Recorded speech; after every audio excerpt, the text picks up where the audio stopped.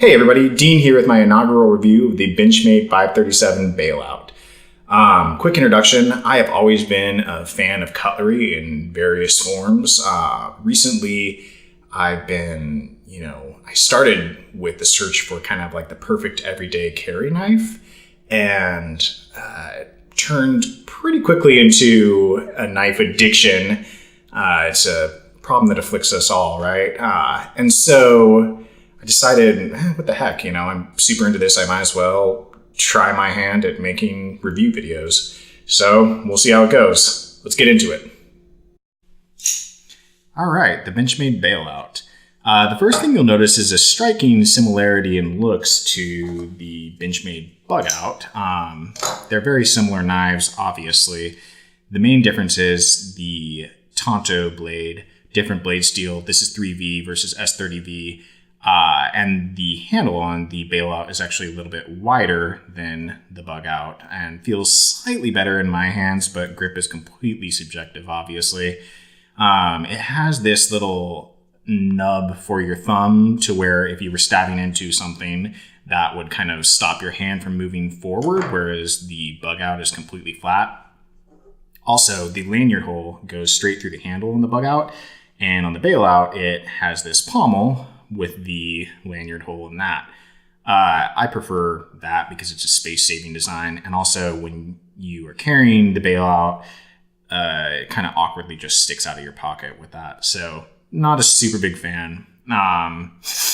The other difference, so, I'll try to come up with a little test here to show you, but in everyday slicing, I found that the Tonto style blade is, just a little slightly more awkward to slice open a box or something with, because you either have to be, darn near straight on the slicing surface, or you have to slice with the little edge of the Tonto blade, and just is a little bit awkward to me. Don't love it as much as, this style of blade where the slicing sweet spot is a little bit larger there for the tip. My favorite blade shape for cutting open boxes and whatnot is my Spyderco Chaparral, because the tip is really low on that, and so you can pretty much can't find a bad angle there.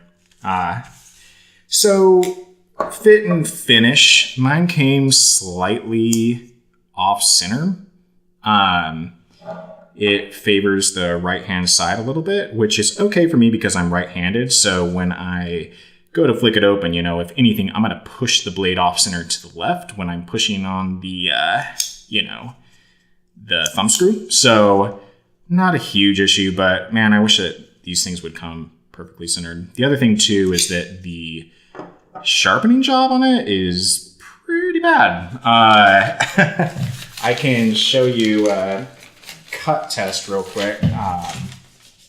It's not the greatest. So, it's like reasonably sharp. It kind of glides through paper.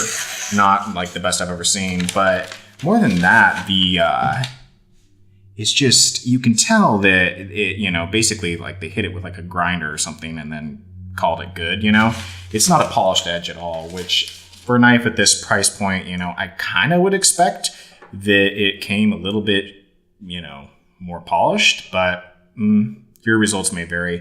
I think that, there's maybe an argument to be made that anybody who buys this would put their own edge on it anyway, but that doesn't, in my mind, excuse, poor factory edge.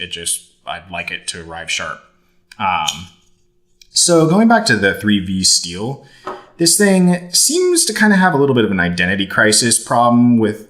It's something that afflicts a lot of Benchmade knives. People hate on the Bugout because it's called Bugout, and it's not meant for hard use. Really, it's totally an everyday carry knife, right? So in the case of the Bailout, it's trying to market itself as this tactical kind of knife, but I kind of feel like if anybody was going to carry this thing on the field, and again, I am not a tactical person at all. Like I'm just totally. This is conjecture here, but I would imagine that you wouldn't want a steel that was susceptible to rust, right? You would probably want to have something that, you could carry through rain and shine and just kind of not worry about it. to quote knifeup.com on CPM3V, they say CPM3V certainly has its place in the knife world. One of the major drawbacks that it shares with many of the Neo steels available today is the cost. If you're looking for a field knife that you can throw in your truck and forget about until your next outdoor adventure, 3V is probably not for you. But if you're a person who painstakingly cleans, oils, and hones your knives, as you should, each time you get back home, CPM3V will give you a lifetime of service from a quality, tough as nails carbon steel. So again, that doesn't really describe what I'd kind of consider, tactical use. Maybe the coating on the blade would protect it from rust, but no matter what, your cutting surface is always going to be susceptible. So again, it feels a little bit like the blade steel is something that I would say is maybe more oriented towards everyday carry, but it's just kind of like trying to make itself look like some big bad tactical knife.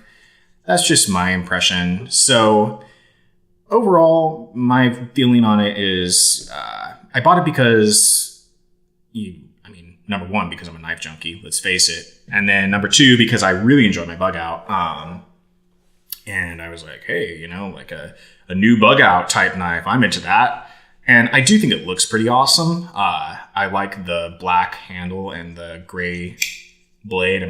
I think it looks really pretty. And also, I didn't own any 3V steel knives, and so I figured that might be a good thing to, dink around with. But overall, I'd have to say, if you're looking for an everyday carry knife, then I would probably go with the bug out over this guy because it's just way more convenient. Even over the bug out, the Spyderco Chaparral, man, this thing is just, I carry it more often than not. I love it. It's just such a nice knife, It's super slim in the pocket, really, really, really low profile. I can ride my bike around the city with this thing in my pocket all day and not even feel it's there.